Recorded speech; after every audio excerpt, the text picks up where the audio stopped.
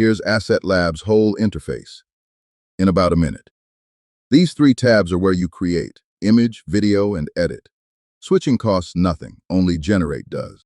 Starting at the top, the prompt box, where you describe what you want to create. Below it, your model. Click, and every image and video model appears in one list. Underneath, the controls change with your model: aspect ratio, resolution, how many outputs. This button generates, and it always shows the cost first, so you know exactly what you're spending. Up top, you can see your spend this month and your fal.ai balance at a glance. The Gallery tab holds everything you've made, and this is Settings. Your license and your fal.ai key reside here. That's the whole app.